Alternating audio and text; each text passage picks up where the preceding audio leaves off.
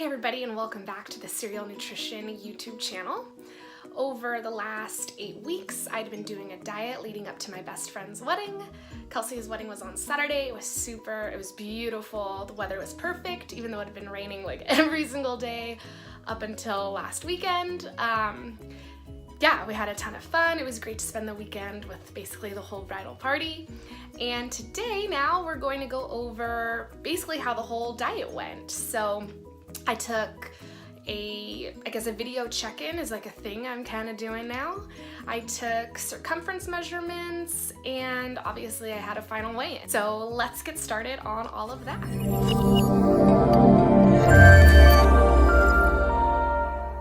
I guess we can start with circumference measurements. So actually not a lot of change, much more change between weeks 1 and 4, a little bit less change in circumference measurements from weeks 4 to 8, but nonetheless, a little bit of change, and a little bit of change is change. So forward is forward, and that's a really important, aspect of work or working towards a goal. Success is understanding that it might not happen really fast. Maybe it shouldn't happen really fast, and the slower we go, the more sustainable it can be. But either way, as long as we are moving towards the goal, we are moving towards the goal, and that's something that you always want to keep in mind. A lot of people get really frustrated when they only lost a half a pound this week, but that is a half a pound closer to your goal weight. So good to keep things in perspective, good to understand that you are putting in really hard work, and that does pay off. It just doesn't always pay off in the specific way that you want it to. But if we focus on the things that we can control, then those that we cannot control can be a little easier to take. Okay, so as you can see from the check-in video, my quads look pretty much the same. My arms look a bit more lean. My stomach looks a lot less bloated. So I guess we won't start with circumference measurements. We'll start with my final weigh-in. So I started off the diet on day 1 at 147 pounds, and I ended my diet at 141.8. So let's just call it 142. I lost 5 pounds. Again, not a ton, not this like super fast weight loss. 8 weeks, 5 pounds, that's less than a pound a week, more than half a pound a week though.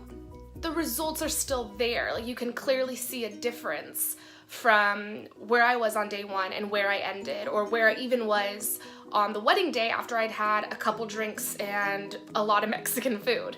So many lessons right there. Like, 1, the amount of weight you lose is really not where I think we should be focusing the most on. Like, it shouldn't be weight loss that is our major goal.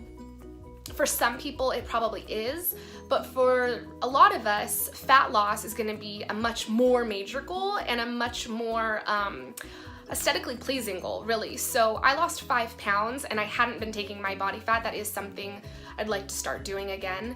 But it did make a huge difference, as you can just tell from like the photos or the check-in video, whatever, in the composition of my body. So I just generally look a lot tighter.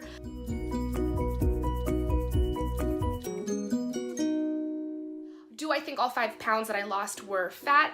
No, probably not.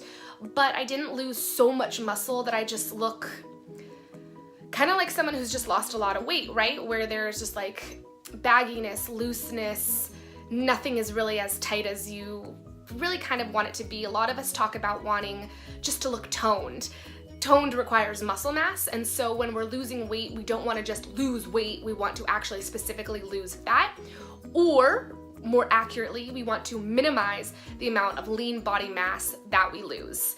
And so in that way, we are maximizing fat loss in the weight that we lose. And that is going to get you probably, I guess I don't really know what you want, but for me specifically, and a lot of people that I work with, that is going to get you actually closer to what you want. Also, when we focus on fat loss versus weight loss, the number that you weigh, so for instance 142 versus 147, isn't as important. It's more just a marker of this is what I look like at this body weight. This is what I currently look like. And the goal when we then add calories back, or you do a mass, or you bulk up and then lean back down, is that the next time you weigh 142, you look even better, which would be because, again, you lost fat, not just pure weight. Okay, so I can go over that a little bit more, but that is just something really important I wanted to touch on, is the focus. When the focus is fat loss, you end up much closer to that goal body that you see in your head. Most of us do not have a goal body of just softness. We do want to look toned, and we can hate that word as much as we want, but that is, I understand what you mean by that, and what that is going to require is minimizing lean body mass loss, maximizing fat loss, and when you are not dieting, focusing on building muscle so that there is lean body mass left when the fat is gone. Okay? All right, so back to circumference measurements. So my quad did not really change. It started at 22 inches. After week 4, we were at 21 inches, and that was exactly where I measured on week 8. My hips were down, I believe, 3/4 of an inch, sorry. So they started at 39 inches, and I have them on week 8 at 37 3/4 of an inch. That is a overall change of 1 1/4 inches. And I'm really happy with that. I feel like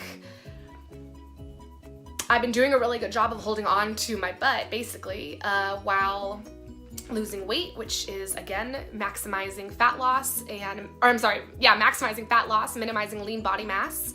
And I do think part of that is because of the Brett Contreras Gorgeous Glutes program that I added in. That's my last video that I did before this, and I mentioned that I hadn't taken measurements, so those are my measurements now for my hips. Started at 39, ended at 37 3/4, so I'm pretty happy with that. I feel like, yeah, I'm pretty happy with that. My waist, I measured on week 8 at 27.5 inches. On week 1, we were at 29 inches, so that is a 1.5 inch loss over the 8 weeks. That's awesome. From week 1 to 4, though, I had lost 1 1/4 of those inches. So from week 4 to week 8, I only lost another 1/4 of an inch, but that's okay. Again, forward is forward. A loss is a loss, and I want to be smaller. So that's moving me forward towards my goal. Shoulders, I got at 42 1/4 inches. Still hard to take that measurement, honestly. So, yeah. Still a difficult one to take, but good, getting a little bit less broad. I have a tendency to be really broad. Honestly, 42 1/4 inches is probably still broad. I run into everything, to be honest. And then my bicep, once again, I'm still getting at 12 inches. I measure my bicep unflexed. I guess I could measure it flexed, or I measure it relaxed. I guess I could measure it flexed. Yeah, I guess I could. So those are my circumference measurements. In terms of going forward now, I'm on a little bit of a diet break. And if you follow me on Instagram, I talked a little bit about that. So basically, I started this 8-week diet eating about 2,000 calories. I was gonna say, I don't even know what I was gonna say. Eating about 2,000 calories a day. Not every single day was I eating 2,000 calories because I was having high, moderate, and low days. I ended my diet eating roughly 1,700 calories a day. Again, not every single day was I eating 1,700 calories because I had a high, moderate, and a low day. For my diet break now, I'm going to be eating 2,100 calories every day, and then on my off days, on my rest days, only on days I do not work out, so basically Sunday, I'll be eating 1,700 calories still. Because that's still a lot more calories than I was previously eating for rest days. And all of those numbers are basically what it would take to maintain 142 pounds of me. So the idea there is just to take a break from dieting, because it's not fun to diet all the time. It's really easy to get burnt out from dieting, and it's really easy for your hormones to get burnt out from dieting. So I'm gonna raise everything up for just 2 weeks, and I will touch more on that in my next video, which will be more specifically, or only about really, my diet break. But I'm going to do this for the next 2 weeks. So today is Tuesday as I'm filming this. I started this basically yesterday. I didn't count anything over the weekend. And I will do this until basically May. I think 2 weeks from yesterday is actually the last day of April, but whatever. And then I'll dive more into what I'm gonna do from there in my next video. So just wanted to give you guys a little bit of an update about how the last 8 weeks went, what to expect for the next 2 weeks, and just like my perspective on everything. The last week of this 8-week diet was really hard. I think I was a little bit distracted. I think I got excited about kind of like going away for the weekend and celebrating, and how crazy it is, honestly, that your friend is getting married, because I was pretty sure that I was still 12 years old, so I don't know how we're old enough to get married now. But you know, everything is a learning experience, and I think that's another important perspective to have when you're thinking about working towards any goal. Things are going to happen, you're going to mess up, and I tried some new things like refeeds at the very end, and maybe I didn't get those totally right, but now I know I think I know at least what I did wrong. I have some ideas of how I would specifically change how I went about those refeeds moving forward, and that is all good, ultimately good for me to have gone through. It's good for those mistakes to have happened, good for me to have tried those new things, because I want to make dieting easier for myself. I want to make dieting easier for you. I want to be able to make those mistakes and figure them out so I can help you maybe not make those mistakes, or at least be, or at least be more okay when things do go wrong, and able to look at things as, okay, that didn't work. That wasn't what we wanted. What did I really want? Where do I think I maybe went wrong? What could I have possibly done differently? Also being able to see, is it life that got in my way, or did I get in my way? So an example of that is I have a client who right now we're just trying to get her to do 3 cardio sessions a day, because previously we were trying to do 3 cardio sessions and 2 weightlifting workouts, when before any of this she was doing no exercise really at all. So after week 1, the workouts didn't happen. Okay, so now we have to say, is that because of life? Did you just get so busy with work? Because sometimes work runs over. Did you get so busy with work that you couldn't get a workout in unless you went to bed at midnight, which I don't want to ask you to do? Or do you think that you kind of made excuses and you could have found a way, you just didn't? And if you can tell the more honest you can be with yourself about what really is going on with you and your life and your goals and your progress, the better you're going to be able to learn, the better you're going to be able to make the changes that you need to make, the more sustainable your plan is going to be, because you are being honest. You're saying, yeah, it was kind of me. This is what I said to myself. That wasn't really right. I could change that. I don't need to talk to myself in that way. I need to just do my cardio or my workouts or whatever. And then you can move on. You're going to get those workouts in now, and you're that much closer to your goal. So back to why we're only doing 3 cardio sessions a week now, instead of the 3 cardio sessions and the weightlifting, is because we're trying to make behavior changes, especially if you are new to dieting. At the point that I'm at right now, I don't really have to make a lot of behavior changes because I'm just crazy all the time. No, because my lifestyle diet and my fat loss diet are basically the same. They just differ in portion sizes. Obviously, when I'm maintaining my weight, I give myself a little more freedom to like not track this, or okay, I wasn't planning on having some cookies tonight, but yeah, that sounds great because it's your birthday, whatever.